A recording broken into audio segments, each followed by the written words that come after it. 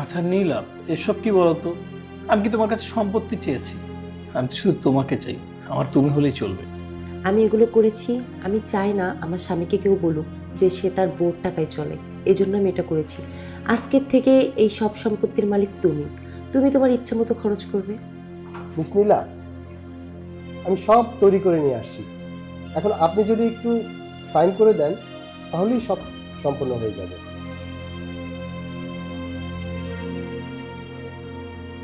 এই নিন মিস্টার হৃদয়, এখন থেকে মিস নীলার সব সম্পত্তির মালিক আপনি। আজ থেকে নীলার সমস্ত সম্পত্তির মালিক আপনি।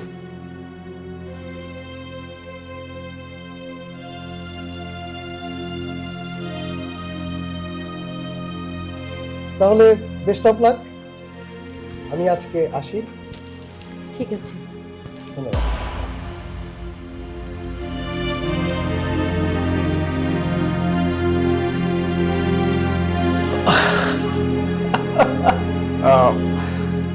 এই নীলা, চল, গেটের সামনে আমার জুতাটা রাখা আছে, একটু পরিষ্কার করে দাও। আমি একটু পরে বাইরে যাব। চল চল চল চল। মানে?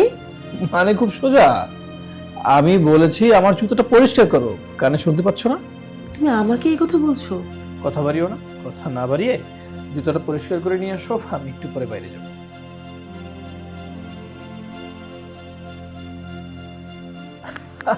হাই যা, আরে আমি আসছি তো, এই যে একটু পরে, একটু দেরি করো, চলে আসবে। তুমি কাকে জান বললে? কেন, তুমি শুনতে পাওনি? আমার গার্লফ্রেন্ডকে। গার্লফ্রেন্ড মানে কি? আচ্ছা, তুমি গার্লফ্রেন্ড মানে বোঝো না? তুমি কি করছো, শিশু দুধু খাও? হ্যাঁ, হৃদয়, আমি তোমার বউ হতে চলেছি। তুমি আমাকে ভালোবাসো আর আমিও তোমাকে ভালোবাসি। আমাদের দুজনের মাঝখানে গার্লফ্রেন্ডটা কেন আসছে? কি বললে? ভালোবাসা? ভালোবাসা মাই ফোর্ট। শোনো, এতদিন আমি তোমাকে ভালোবেসেছিলাম শুধু এই এই সম্পত্তির কারণে। এখন আমার কাছে তোমার বিন্দু পরিমাণ মূল্য নেই। আমি তোকে চিনি না। ভয় পেও না, আমি তোমাকে এই বাড়ি থেকে বের করে দেব না।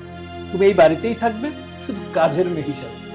আমার যখন ভালো লাগবে আমি তোমাকে ইউজ করবো, আমার মনোরঞ্জন করব, আর যখন ভালো লাগবে না কিছুর মতো ছুঁড়ে ফেলে দেবো। তাহলে তো উকিল সাহেব ঠিক কথাই বলেছিল। তুমি আসলে আমাকে ভালোবাসো না, তুমি আমাকে ঠকাবে। ও আচ্ছা, উকিল সাহেব এসব কথা বলেছিল তোমাকে? বলতেই পারে, উকিল মানুষ, চালাক, বুদ্ধি আছে, কিন্তু তোমার নেই। যাও, এত কথা বাড়িও না, যাও আমার জুতোটা পরিষ্কার করো, এবং আমি বাসা থেকে চলে যাবার পরে পুরো বাসাটা ভালো করে পরিষ্কার করবে। আমি যেন এসে দেখি টাইলস চকচক করছে, এবং টাইলস যেন আমার চেহারা দেখা যায়। ওকে? বাড়ি ক্লিন করব আমি? বাড়ি ক্লিন করবি তুই? না না না না না না না না।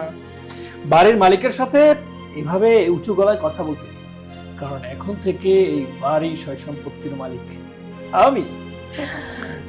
বাড়ির মালিক তুই, বাড়ির মালিক আমি।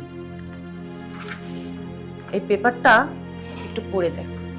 আরে এই কাগজ দেখার কি আছে, আমি তো মালিক। আর একটু পড় না।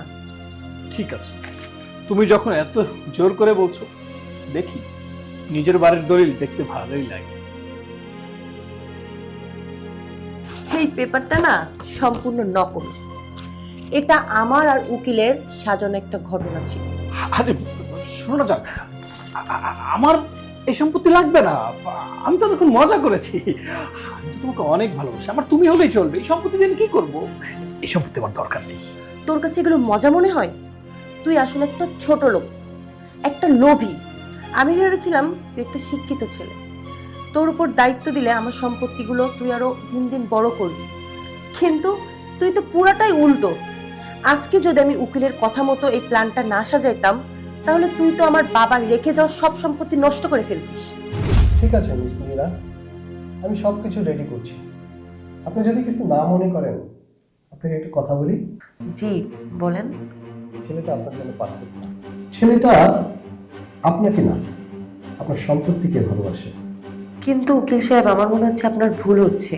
ও কিন্তু আমাকে অনেক বেশি ভালোবাসে, আর তাছাড়া আমি ওকে অনেক বেশি বিশ্বাস করি। আর ঠকানোর প্রশ্ন তো এখানে আসছেই না।